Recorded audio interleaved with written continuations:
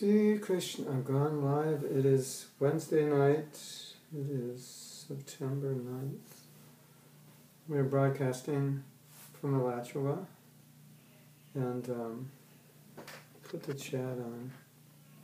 And if you are here, say something, because that way I know. Chat, social stream.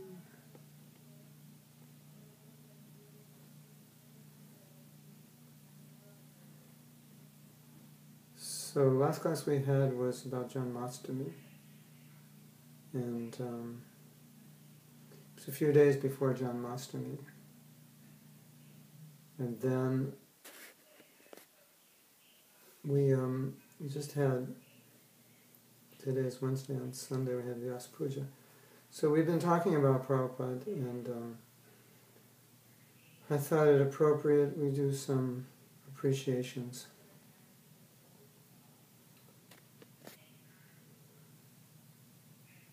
We do some appreciations about Prabhupada. So,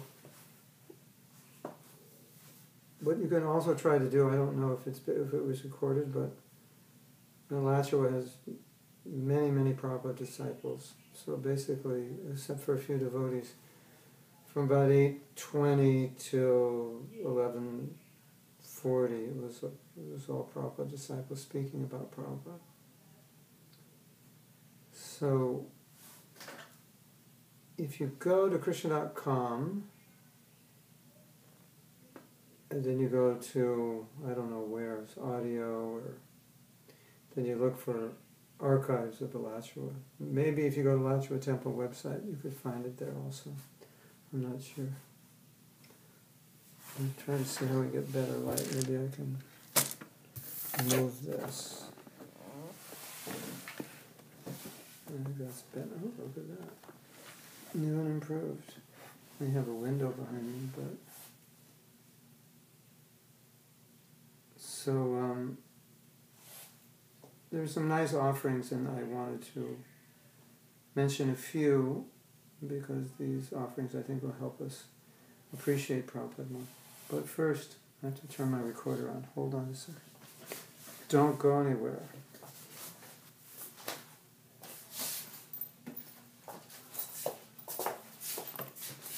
Normally I do this show on my computer and it records it automatically, but this is being done on my iPod, although it's recording it. I think Ustream records it, but it doesn't record it that well. Not high quality. So I'm going to pull out my recorder, we'll get better quality.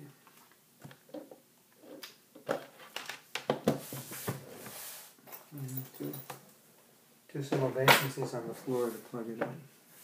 Excuse me.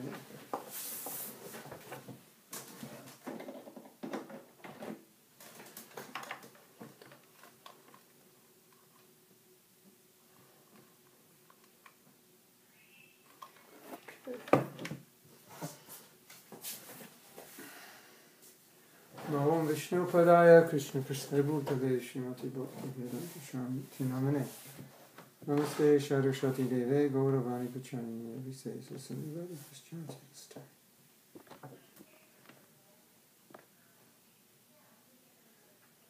So, there's a story you may have heard. It's fairly famous, and it's Prabhupada speaking to Bhavananda. And he said that Krishna spoke to him, and Krishna asked him to come down and write books.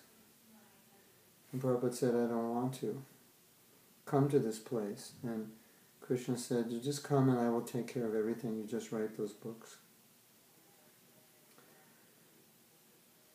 It shows how important the books are. And then another story was also, it shows the Prabhupada's transcendental position. It shows the importance of books. And there's two stories, one about books and one about Prabhupada coming down.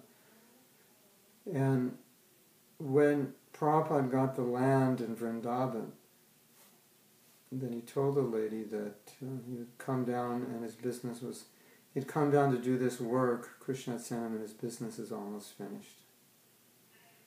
So that's two examples of his coming down. And then there was a story told that, as you know, Prabhupada translates his books in the evenings.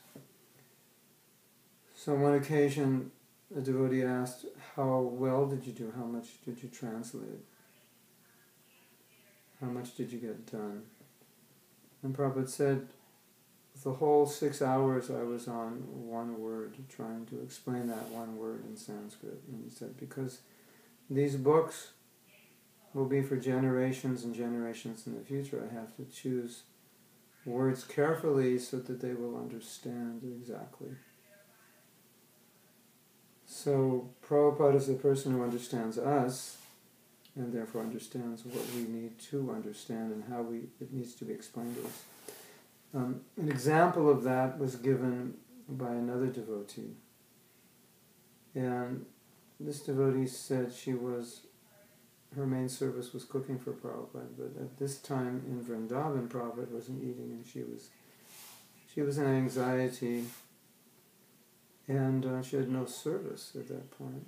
And then Prabhupada called her in and asked her to cook something finally. She was very happy, and she told Prabhupada that she was praying to Radharani, either that he would eat or for service. And Prabhupada said, I know you were praying to her. So like Prabhupada knew so many things. Then there was another interesting conversation I read recently, and I think it was from a Vyas Puja offering. Just to show the transcendental vision that Prabhupada had, and how he was from another dimension, and how his vision and his words were perfect and often far beyond what we could understand or perceive, at least what we could perceive. So, no, I forgot what I was going to say. Can you believe that? The story. The transcendental, I completely forgot. Amazing. I was looking at the comments from last time. I just drove back from Atlanta, maybe. Either my brain stopped functioning or I'm just tired. What was the story? Anyway, I should remember it sooner or later. If you can tell me the last thing I said, who's ever watching, Skype in the last thing I said when I was going to tell the story, what it was about, and then I'll remember. It was about Prabhupada coming down and Prabhupada's knowing, Prabhupada's transcendental position, Prabhupada choosing every word in his books, and how he was expert at choosing every word carefully for us. I can't remember. Anyway, that was the vision Prabhupada had was often, as I was saying, beyond what we could understand. And so sometimes devotees may have minimized something that Prabhupada said because they didn't understand Prabhupada's transcendental vision. Okay, now I remember the story. So at one time, the devotee was asking that if this world is not real, if this life is not real, why does it appear so real?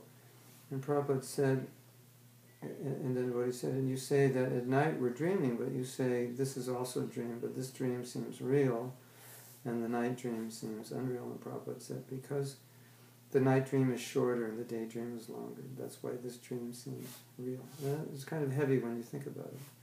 Because Prabhupada's saying, if you slept 12, 18 hours a day, that night dreaming would be your real life, would seem more real, and this would seem more like a dream. It's an interesting thought. So Prabhupada used to say we're dreaming in the day and we're dreaming at night. And of course we don't think we're dreaming. We think the body is real, the relationships are real, everything that's happening is real. But Prabhupada didn't see it that way. And I told before some conversations in which the topic of death came up, or imminent war and destruction.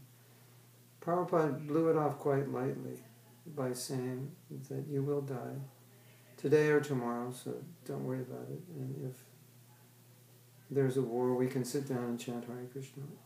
So he was seeing things on a much different platform. So I was appreciating again, but especially reviving that appreciation of how special Prabhupada is, and how he was and still is, and how oftentimes we don't understand that specialness, or we don't appreciate that specialness. And it's important we do. And it's important we understand his vision, because his vision it's transcendental. It's not contaminated by the relativities of this world. He's not seeing things that way. And we're so contaminated by it that sometimes we may take it for granted that he's also somewhat tainted by it. The thing is that Prabhupada, he was teaching us by example, so he didn't often show that side. He just showed the side of a devotee, a person with a material body who's practicing devotional service, who has to deal with difficulties and all the necessities of living in this world. And so he most often played the part of a practicing devotee. And he didn't want us to think that he was special and therefore what he was doing was special, but he wanted us to do what he was doing. So we kind of kept that side hidden, and you have to bring it out, you have to discuss it, you have to see how it's there. And sometimes too much of that would not be good, but I think some of it is important. So we understand that his vision is far beyond ours, and we don't doubt how he's seeing the world, because some of what he says may seem wrong or difficult to understand, hard to believe, or difficult to accept. So recently I read a talk given by Giraj Swami, and he was saying something very, very, very interesting on the side of Prabhupada, even though being transcendental, but having to deal with the material world, having to accept the material body, and having to undergo the external conditions of all of those of us who are living in material bodies. And so the devotees were not getting along, and so Prabhupada held a meeting, and he said everyone can express their differences.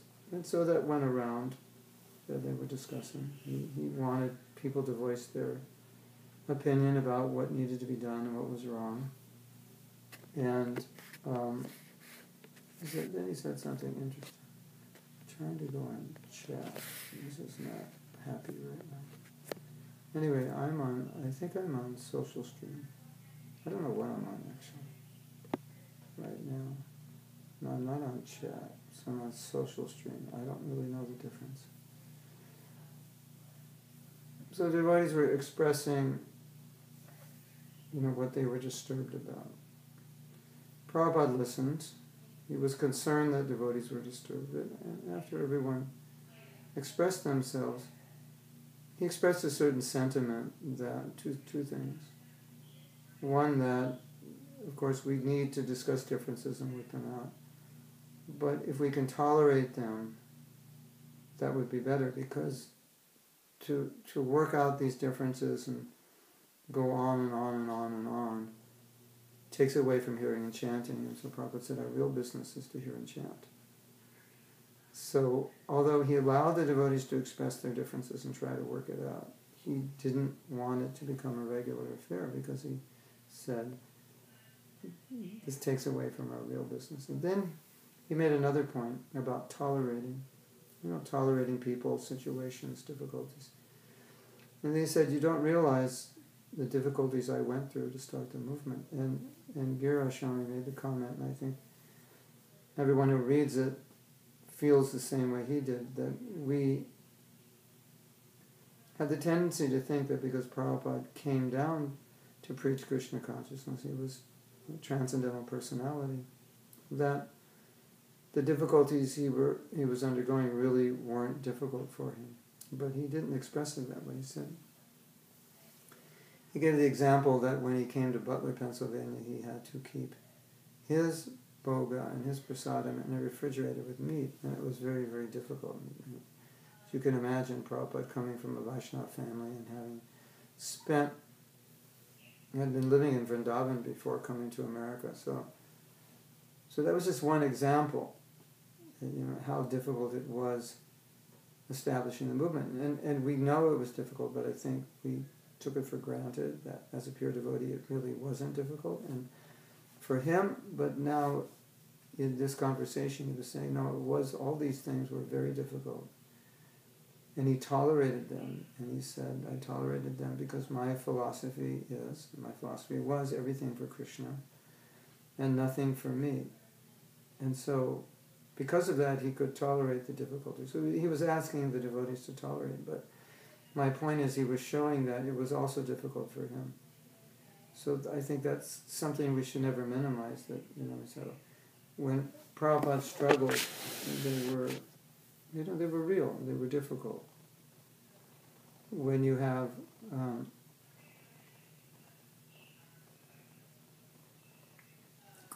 when you read about Prabhupada's life, then you should understand that even though Krishna sent him here, he had to take on a material body, and he had to tolerate so much. And part of what he had to tolerate was us, because we were, in many ways, aside from us being Americans and not raised in Vedic culture and not having proper habits, behavior, character, and so on. Aside from that, there were just many obvious difficulties that he had to deal with. The old age, no place to live, and so forth. So we should never minimize that. Well, he was a pure devotee, so for him, it didn't bother him. No, Prabhupada said he had to tolerate so much. So tolerate means it did bother him.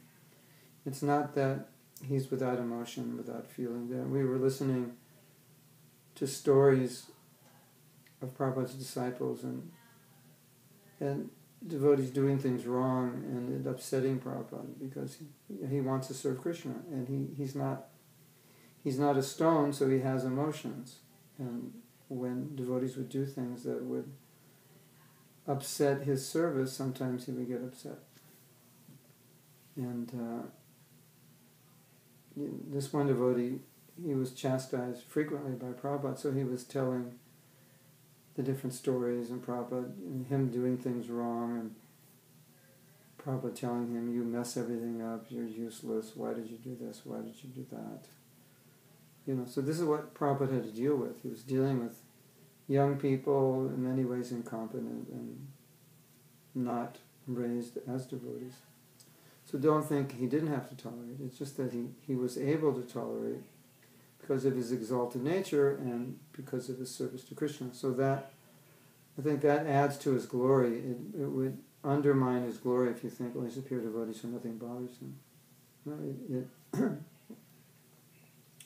if there's pain in the body, it bothers everybody, but it's a question of how to tolerate it. If there's difficult situations, it bothers everyone, but it's a question of tolerating. And so Prabhupada exemplified that, extreme tolerance. So both sides are there, that he hid his transcendental nature as a person who descended to spread Krishna consciousness and played the part of an ordinary person.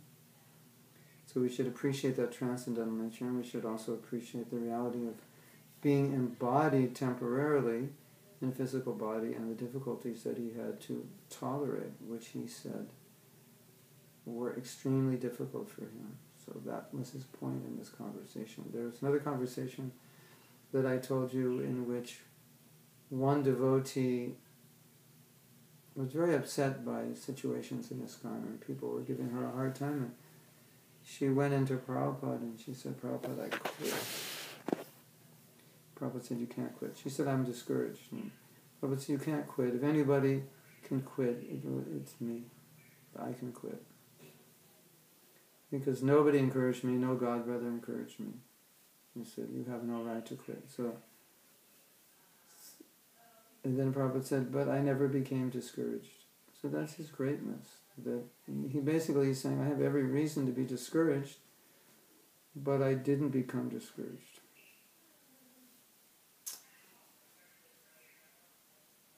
So, an interesting thing about Prabhupada disciples glorifying Prabhupada, we have now, what do we have, 38 years since Prabhupada left. So there's 38 years of reflection and appreciation. And so many devotees are able to appreciate Prabhupada much more now than they ever could before, even while he was here, because they're seeing the result of his preaching, and they're appreciating more how he gave us Krishna consciousness. That we've had time to see how other people have come to the West from India and tried to spread Krishna consciousness, and seen what they have done, what they were not able to do, how they were able to help and not help. And so this gives us even more appreciation of Prabhupada's ability to spread Krishna consciousness and his devotion. And so the offerings were very, very deep.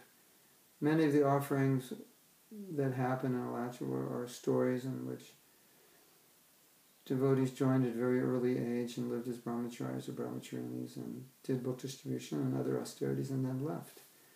And kind of got beat up in the material world and then came back at a later age, in their 40s or 50s, with this deeper appreciation of Prabhupada than they ever had.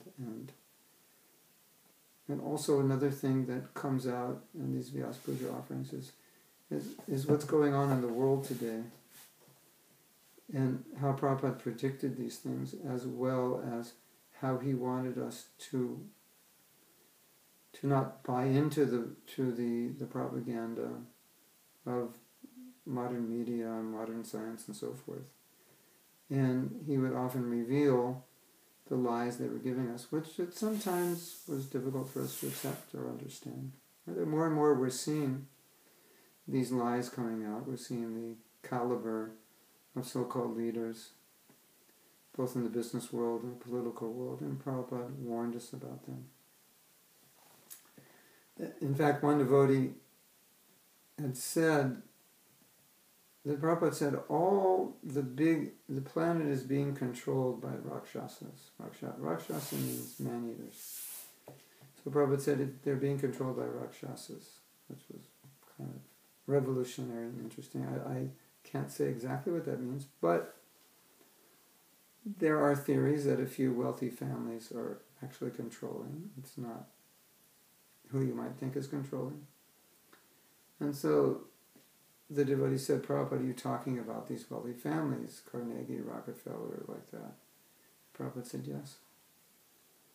Which is kind of interesting. You know, there are many theories today that a few wealthy people are controlling. It's not political leaders. Anyway, you know, Prabhupada said so many things. There would be economic collapse. People would run away from the cities because the governments would become so bad, leaders would exploit them. So of course we see these things. And Prabhupada was very alternative and very, very green.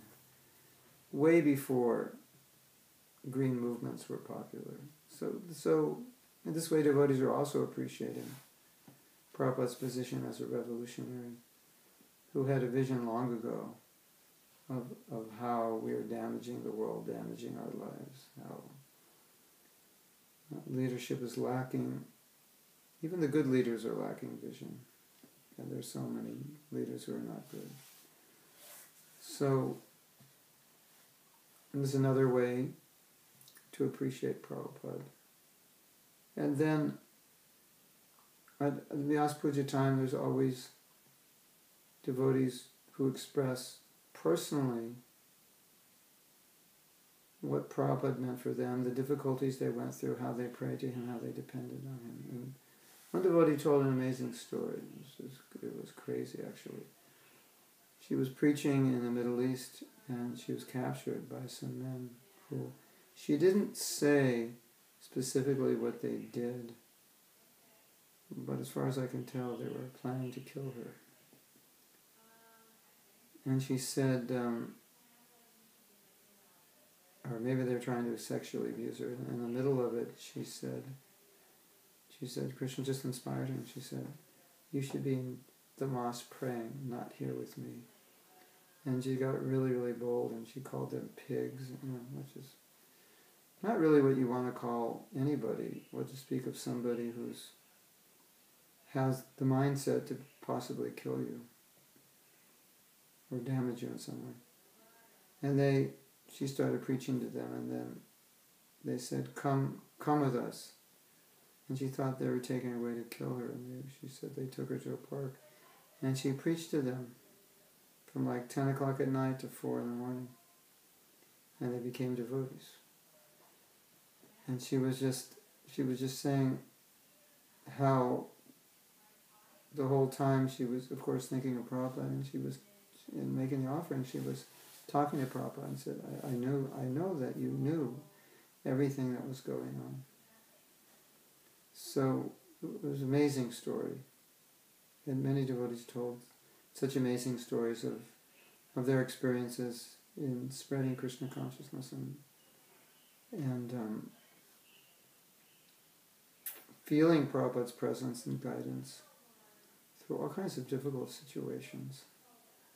And one of the things that's so important for us to understand, and for us now to understand, and also to understand why Krishna consciousness spread, is that everybody bought into Prabhupada's vision and mission. So everyone dedicated themselves. If you have a company and everyone is dedicated to the owner, if everyone's dedicated to the mission, then they make that company like their own. So then we have this proprietorship that everybody feels invested in it. And that's the way good companies succeed. If you have to prod people to feel dedicated to the mission of a company, they don't put a lot into it. Whereas if they believe in the company, believe in the values, the principles, and they see the company as their, it's like their part. It's not their own, but in a sense their own. They're all part of a team, and it's their company. Then the companies will succeed phenomenally. And so that's what happened with Prabhupada, that he came with this amazing philosophy. He's an amazing personality, an amazing mission. And everybody made that mission as their own because they were fully imbibed that mission in their heart. So then there was such dedication to the mission. And that was, of course, because of who Prabhupada was, but that was how he succeeded, because he instilled this mission in the heart, and then so many people were giving their life to this mission.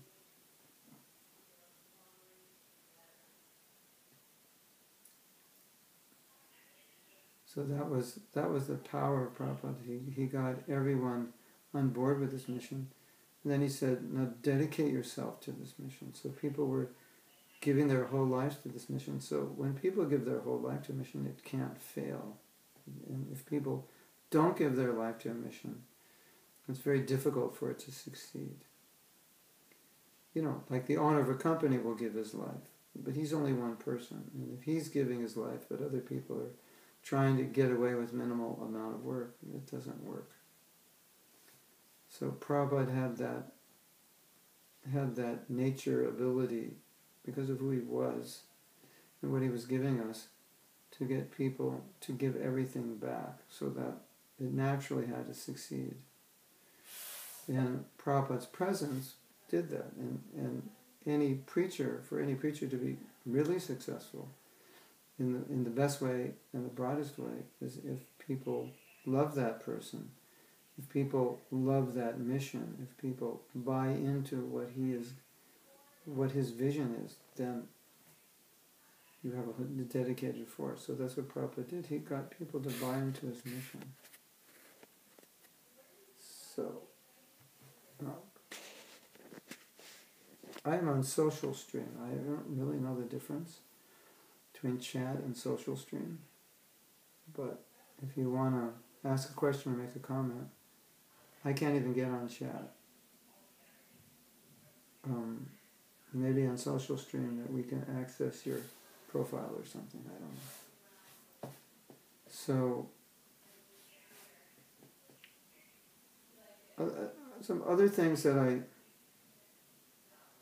got out of this Vyasa Puja was that Prabhupada was one interesting thing about Prabhupada's teaching and what he was trying to do. There were a lot of basics that he wanted us to get, and he over and over again explained those basics, encouraged us to follow them, emphasized them, and he was very careful about ever, I would say, forgetting to remind us of those basics.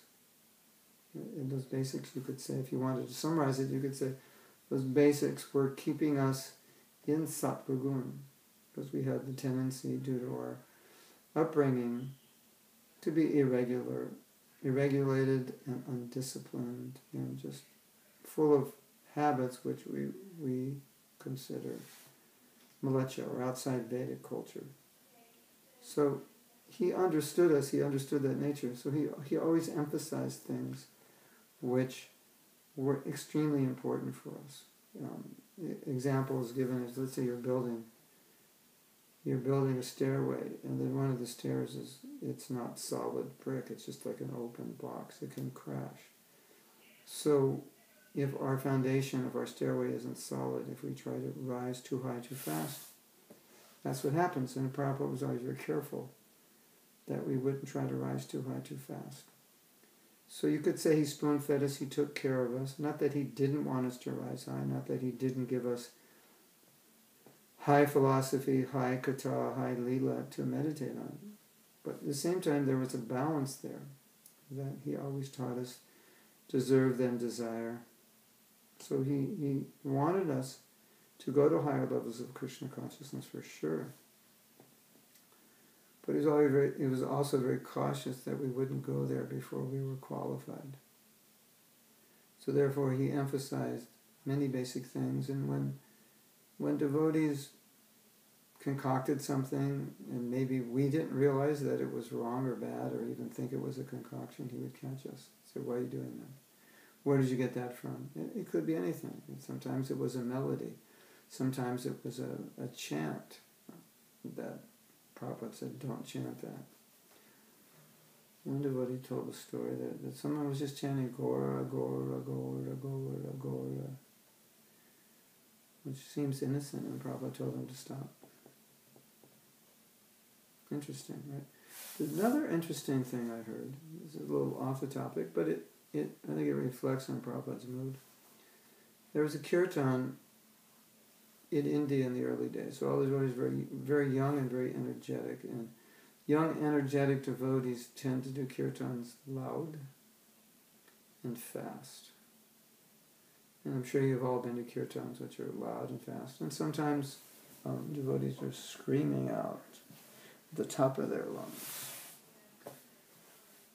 So there was one such kirtan at a festival, and after the festival, Prabhupada asked one of the leading devotees, what did you think of the kirtan? And the devotee said, it was okay.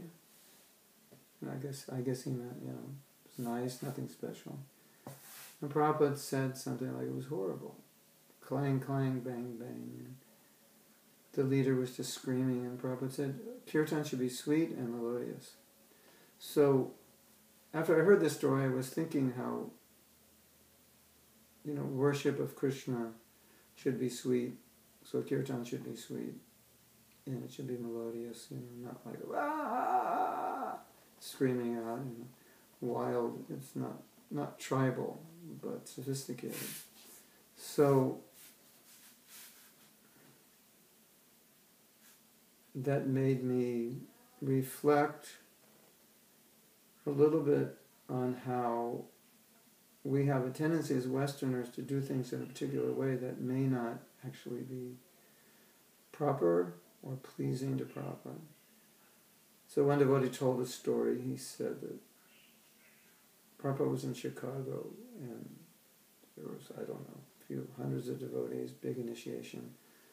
And when devotees come together from different temples, and most of them are Sankirtan devotees and Prabhupada's present, the energy is extremely high. And young men and women have lots of energy. So the kirtan was going on with a lot of energy. And they were dancing in a way which was not really how Prabhupada taught us to dance. It wasn't graceful, it wasn't sweet. It was just wild. And Prabhupada stopped the kirtan. He said, not like that, like this. Like Lord Chaitanya, he raised his hands as they danced like that. So that's graceful. So you could see that we as young people were not so sophisticated, graceful, or whatever. And it made me think how by our nature, if we're not careful, we may do things which we like, but by Vedic standards, they're not really right. And sometimes devotees will say, oh, this is nice, because we're all of the same nature, so we all like it, but it doesn't mean that because we all like it, it's Prabhupada would like it. So we have to be a little careful. Doesn't mean that just because we're doing something for Krishna, everything we do is okay, because, my husband likes when I cook like this, Krishna will like it, not necessarily. So that was another thought I had, that something, it's something to consider, and it's good for us if we can find out, if we have the option to find out, if we have the association of any of Prabhupada's disciples, to find out how certain things, if you have questions, how certain things were in Prabhupada's time. Because things do change. Culture changes, and one of the objectives of our movement and the disciples and followers of Prabhupada is to maintain the culture that he established. Because it can easily change, and it has changed. But when it does change, and it changes long enough, then things which have changed become normal. And if you try to say you shouldn't do that, then people say, how can you say that? That we've been doing that since I've joined ISKCON. And we might say, yeah, but we never did that when Prabhupada was here. So why are you doing it now? Well, we've always done it. Well, as long as they can remember, it's been done. So it's hard to even know. But anyway, it's just a thought that we need to be, at least the thought that came to me on Vyas Puja, that we need to be a little cautious that we're not doing anything which would be displeasing to Prabhupada. It could be the way we dance, it could be the way we cook, it could be the way we chant, it could be the way we preach. We want to follow properly examples that he said. Of course, the handicap that many of you have is you don't know what standards he set. And that's more, I would say, a job of leadership. But a lot of leadership is younger, and they also don't know. But I'll give you an example, something simple you may not know. But once in Kirtan, in Mangal Artikas we're being led, and there is a melody to be sung in the morning, which we just call the morning tune. And that is the melody to be sung at Mangalarti. Samsara dava nalamida loka tranaya karo nagana ganatam pratasya kalyana gunanavasya vande guru si charanarabindam. That's the morning melody, and it has a second part. It goes higher. And some temples don't know that. And if you go to any Gaudiya Math temple, then you will find they're all chanting that melody, because that's the melody you chant in the morning. So while Prabhupada was at, or hearing from his room, a Mangalartik, and they weren't chanting that melody, he told his secretary to stop it and tell them to chant the proper melody. So it might, some things, they don't seem like big things, they seem like little things. What does it really matter? Isn't it the devotion? Isn't it the mood? Isn't it the intention? Yes, yes, yes. But there's a form that must go through. So if you say, I was in the right mood, so you add to your mood the form that is meant for that mood to be exhibited through. So it's a simple thing, morning melody, but Prabhupada stopped it. But they weren't chanting that melody. Said, no, this melody. Guru Vashtaka, Sri Krishna Chaitanya, and Hare Krishna, just chant that. Right? So now in ISKCON, things have evolved, we chant all kinds of things. So we need to be careful. We chant a lot of things that Prabhupada didn't chant or weren't chanted when he was here. So that's something to consider about Prabhupada. He wanted to keep things simple. Jai Destin. Hare Krishna. Nitai Gauranga. So I was reading a book today. We went to Atlanta today because it's easy at this point in time. It was easier to apply for our visas in Atlanta to make sure we get them, because last year my wife got her visa 2 hours before she left for the airport back to India. So anyway, so there's this amazing bookstore on the way. No book is over $3. And most of them are 50 cents or $1. So I bought like 10 books, or 12 books, or 15. It was about 15 books for $15. And so, as some of you know, we're preparing to preach in corporations. So I saw a book of why Walmart is successful. I thought, oh, this would be a good book. Learn from the best people. So in that book, they had a quote from a big business expert, self-development expert named Peter Drucker. And one of the things he said is, you have to keep everything simple. Don't complicate things. And I think Prabhupada was the master of that. And he kind of chastened us and said, do this, don't do that, be careful. And he did things which you could argue that were maybe time and place, that we were young devotees. But sometimes it's difficult to make the judgment of what is time and place and what wasn't. But I'm just making a general principle that he tried to keep Krishna consciousness simple. You could see in the way he did kirtans, they were not complex. In fact, we heard a story in which the devotees were playing mridanga, fancy. And Prabhupada didn't like it. He said, no, just follow the leader, accompany him, the mood, don't try to take over. So, of course, we like fancy mridanga players, especially musicians like it. But sometimes it's all about the mridanga, not about the holy name. So Prabhupada didn't like it. We learn mridanga, study it, get expert. And Prabhupada was like just a few simple beats. He kept it simple. He wanted to keep things simple. Interesting, isn't it? I mean, we can get complicated. We can complicate ourselves out of our 16 rounds.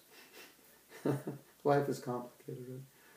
And I think that point when the devotees were meeting to complain about one another and the atmosphere in the temple, and Prabhupada said, it's okay, we talk about this, but it's better we talk about Krishna. And this is taking away from our talk about Krishna. I think that's another example of simplifying. Keep life simple enough that the main thing is to hear about Krishna, because that's the medicine. Hearing and chanting, getting a taste for it. This is what it's all about. And so I think Prabhupada knew we could kind of get distracted from that, get involved in so many ways of thinking, debate, there's this another interesting thing. And it's still going on today, and somehow or other it captures everyone's attention. Question came up, did we fall from the spiritual world, or did we fall from the tatasta, the position in the middle, from Brahman or from within this world? Were we ever with Krishna and Leela? So this debate has been going on. for a long time. And Prabhupada answered it in different ways. And he said, lastly he said, it doesn't matter. But I know to many devotees it does matter, because they're thinking, well, how could we teach we came from Vaikuntha when you have prema, you never fall from prema. So how could you fall from prema, and once going there you never come back? And it doesn't make sense for so many reasons. And then other people say, no, but Prabhupada said we were with Krishna, back to Godhead. There's all these arguments. And Prabhupada said, it doesn't matter, don't worry about it. So I think we have that tendency, and to want to complicate things, and he really didn't want to complicate it. How do you understand your rasa with Krishna? Do you get a mantra from your guru? And Prabhupada said, I'll reveal it, or Krishna, the holy name will reveal it, don't worry. It seemed that he really wanted us to focus on basics and preaching, and that's really what he wanted, and he didn't want us to get too far gone.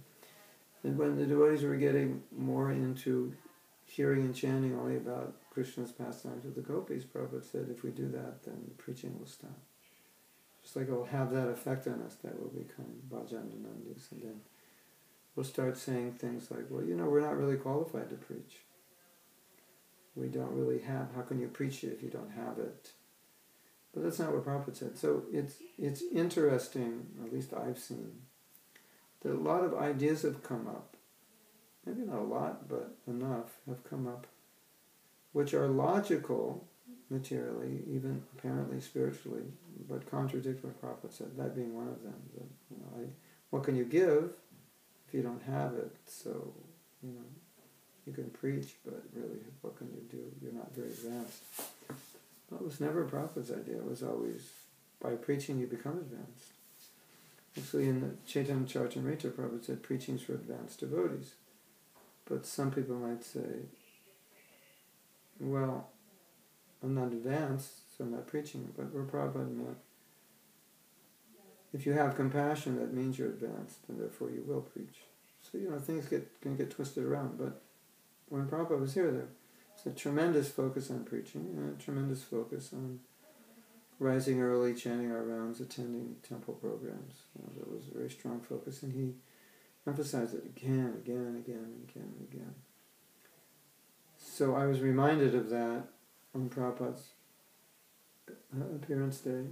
A lot of devotees were expressing, some senior devotee spoke in the evening with Panuga Prabhu, so he was stressing some of these basic points that he learned in the early days, and points that never really changed during Prabhupada's time, the basics, very, very basics. And for any religious organization, it's always the fear of watering it down, compromising it, and it's losing its potency.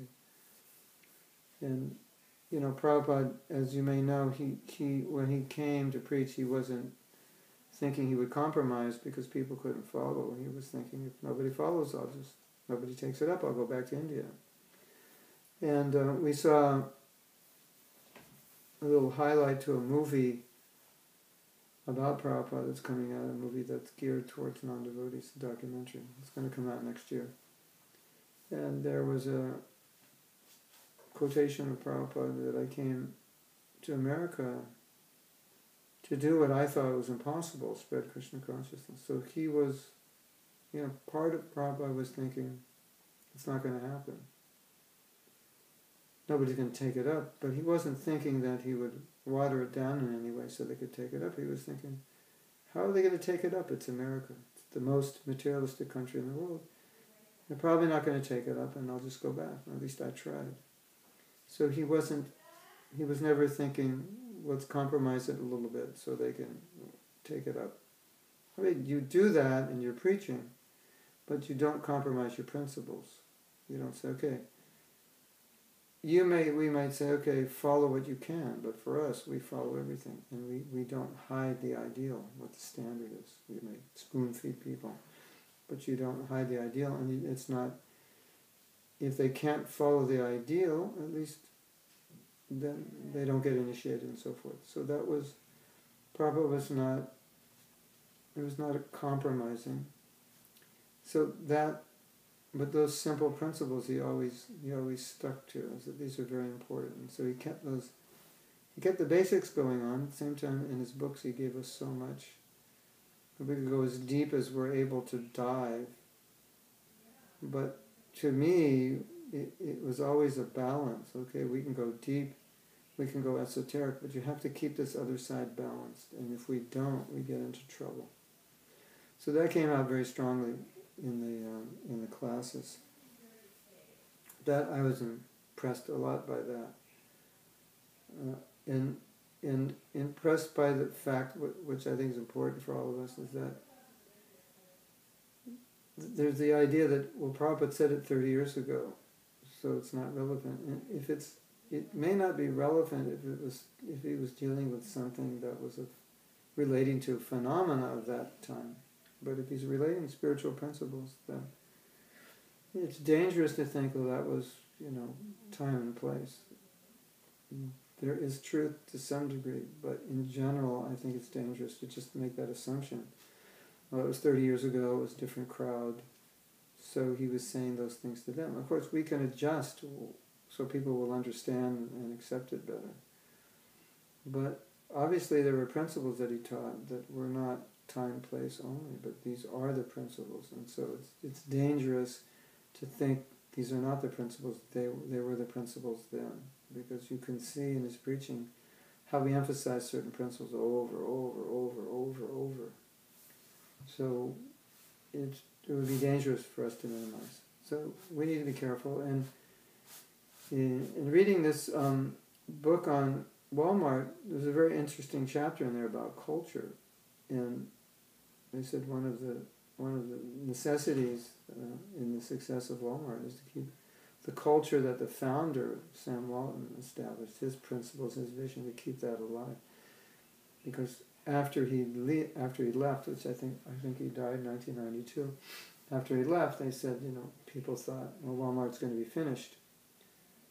But somehow they kept the vision and values, and they've grown, as you know, they've grown. I think when he died, there were like 1,900 stores, and as of 2004, when this book was written, there were like almost 5,000 stores. So, and that was attributed to the fact that they kept his vision intact, the principles that he established, and he had certain principles upon which he wanted to run the company. Amazing principles, actually, which we can learn from. And because they were able to maintain those principles, they were able to expand. And so it's important, that everyone's very clear on Prabhupada's principles, because you have to carry it into the next generations. And so you really want to understand who is Prabhupada, what were his fundamental teachings, what didn't he compromise upon, what is his mood, what were the important programs and projects, what did he expect of us, what did he expect of initiated devotees, and so on. And then carry that. Otherwise, our nature and our culture, at least as far as I have seen and I still see, it tends to morph. It can tend to morph things in a way that nobody knows it's being morphed, because it's just the way we are. And so we do things the way we are according to our culture, and we all think it's normal, when in fact sometimes Prabhupada would stop those things as the example of the dancing, or some mantras that we would chant that Prabhupada would say, why are you chanting that? We'd hear it somewhere, but whatever. We didn't think anything wrong. So now, it's 5 minutes to 9, so do you have any comments?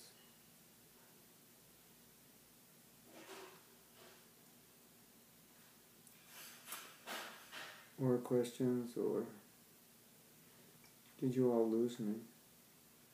I have no indication whether you lose me or not, unless you tell me. Because this thing is just going. So let me see, I can say something. Do you have any questions or comments or doubts or arguments? Okay.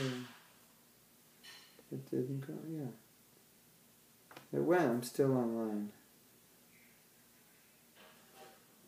I don't know, a lot of these streams are like, I say something and you hear it like 30 seconds later, so I don't know if you heard my request for questions. I think we had, Srila and I had a class about Prabhupada's mood that was in South Africa. It's on the website. This was similar to that class, but because he's our founder and everything's based on him. You know, of course we have our guru, and our gurus have specific moods, and we're trying to follow them, but we have to understand overall, the overall vision of the mission as it comes from Prabhupada and his mood, and that's really important. Otherwise, we all have our preferences in service. You may like a kirtan a certain way, I may like a kirtan another way. You may really be focused on city preaching, someone's focused on developing self-sufficient communities, someone's focused on education, someone's focused on college preaching, someone's focused on book distribution. So a lot of these services are done because we're individuals and we have that nature to do those kinds of services. And we like things, we like the deities dressed a certain way, we like certain kinds of kirtan, we like certain kinds of prasadam. There's nothing wrong with it. But we should just be careful that what we like doesn't become the standard, that, well, this is the way ISKCON should be because I like it. But we always want to understand what Prabhupada wanted. And you might say, well, I like it like this. Okay, that's you. You are you. So you like kirtans which are bouncy and fast and dancey. Someone likes them sitting down, mellow. Okay, that's your taste. You like hot, spicy prasadam. Someone likes raw. But we have to be careful about establishing a standard because of what we like, rather than because this was Prabhupada's standard. Okay, so Dustin's asking a question. Seems like there is some disagreement on what practices are essential, opposed to others. Say, for instance, dress. Do you think these questions are good to explore? Well, we have standards of dress for going on the altar and going in the kitchen. Temples will have those standards. Dress standards will depend, like if you're a brahmachari, then there's a standard. Generally, if you're a brahmachari living in the temple, shaved head, sika, no beard, and dhoti kurta. If you're a woman living in the temple, general standard is keep your body covered. It will depend on the temple president also, what he requires. And then you have people living outside the temple, and so that's a little different in terms of how they dress. Someone's living outside the temple, they come to the temple just as a guest. Women, they should dress decently, and men, it's less of a problem. But the idea is dress in a way which doesn't arouse the opposite sex. And if you're living in the temple will have a standard, generally, of what they require. As far as how you dress for preaching, that will depend on what you think will be best for the public. Now, some people could argue, shaved head and dhoti, that's our dress, that's a standard, that's what Prabhupada wants. But even if you argue that, people will dress, people feel comfortable in a certain dress. So a lot of that, I think for Prabhupada, at least because he wrote me, that we could do Sankirtan in regular dress, we could do it in dhoti, in sari. And he said, whatever you're comfortable doing, that's fine. Because, it was like, you think of the preaching, what's best for the preaching, how do you feel comfortable? Do you feel awkward doing books in a dhoti because people think you're weird or they won't stop? Do you feel comfortable because if they do stop, they know you're somebody religious, it's easier to talk to them. Maybe in some countries you'll stop more people. Maybe you won't stop anybody if you're dressed that way. Maybe you'll alienate people, maybe it'll be good. these things are there for individuals to decide. But Prabhupada did like shaved head Sika, at least for devotees living in the temple in Dodi and Korta. But still, that will be up to the temple president also.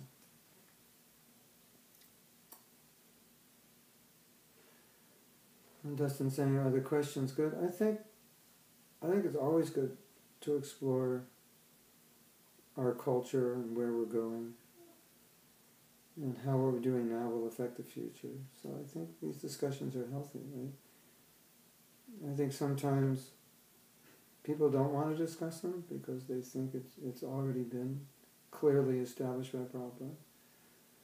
But discussions are generally healthy if we can discuss it properly and not try to annihilate one another in the discussion. Because that's not a discussion. They're just I'm trying to prove my point. But if there's a discussion, that's nice. And then Dustin says, seems like the dialogue can be productive, but many look at it as offensive to even discuss it. I think it's a problem. I think everything should be discussed. In this book on Walmart, they said, success is their biggest enemy. You always want to look at things, look what other people are doing, how you can improve. That's very fundamental to their philosophy. Things are changing. What worked last year may not work this year. So I think it's healthy to look at that. We understand our principles, and certain devotees will always wear dhoti, kurta, shaved head. That's just how they want to be, and others won't, because maybe they don't want to be seen by people as a monk. They want to be seen by people as an ordinary person, and they feel they can relate better and they're more comfortable. So that's fine. Just dress like a gentleman or a gentlewoman. That was one of Prabhupada's concerns, that we look respectable, so people won't think there's something wrong with us or we belong to us. If every devotee has long hair and tattoos and a beard, people might think we're the Hells Angels. So he didn't want people to identify us by our dress as some specific group. That's why he didn't like us to have long hair, because he said people would think you're hippies. So that was he really didn't like long hair. He didn't want us to be associated with hippies. So he liked shaved head or short hair. So generally that's what we should do. Sometimes when people ask me questions about this, I just say, I think the one really good way to answer it is, well, if you're going to meet Prabhupada, what would you do? Or how would you dress? Or what would you say? Is it okay to do this? I'd say, well, if you're going to meet Prabhupada and had to tell him you've been doing this for the last year, would you be okay in telling him that? Or would you feel more comfortable not having to tell him that you were doing that? Because he's going to want, if he asked you what are you doing, you have to tell him what you're doing. So then you can kind of look at things that way. If you're going to meet Prabhupada, what would you want to tell him? How would you want to dress? And so forth. What would you want to tell him you're doing? What do you want to tell him you did? What your future plans are? So I think that's a good barometer, just to ask yourself that. In terms of, like, I'm going to the temple. If Prabhupada were there, how would I dress? And if you would dress the way you're dressing now, then fine. You might think, well, maybe I would change this or that, then probably a good idea to change it. But personally, I think it's good to have dialogue, and it's difficult to have dialogue. And it's helpful to get out of the, I'm right, I'm older, therefore I'm right. In all the companies I've been teaching, they don't make it you're older, you're right. They make right is right. And I think that's very important. I think that's sometimes lacking in our movement. If you're older devotee, you're right. Not right is right. But you may be wrong sometimes. Okay, so we can end here, unless someone else has questions. I don't know If the other devotees who are watching don't know how to get on the chat, I'm on the social screen as far as I can tell. I can't. Yeah, I'm on the social screen. So if you hit the social screen button, if you go to the bottom, on my screen, if you go to the bottom right, then it brings up the chat screen. And if you hit social stream, then you will see Dustin has just made his comments there if you want to say something. Speak now or forever hold your peace. Sorry I don't have better lighting. Best I can do for an iPad 2. Something. Better than nothing, I guess. And you were having a problem listening? It was going in and out because of maybe, I think if it's going in and out, my connection is very good. So I think it must be slower connections elsewhere. I don't know if you can listen without the video. Anyway, I guess we can end here. Then I can take some prasadam. Yes. We were driving all day, so breakfast was some fruit and yogurt and potato chips. And lunch was some fruit and cottage cheese and bagels. And my wife didn't cook dinner, so life is austere in the Grihastha ashram today. Everyone thinks Grihastha ashram is a license for sense gratification. Today was a license for not eating much. We're on the road. Okay, so let's see, Friday, Saturday morning. Wow. Yeah, we'll try Saturday morning. I'm going to be in Vancouver. That means 5:30 in the morning because it's 8:30 East Coast time. It's possible. We will let you know. It's my japa time, not ideal, but it can be done. Okay. Hare Krishna. All glories to Srila Prabhupada. Go Premanandi. Hari Hari Bol.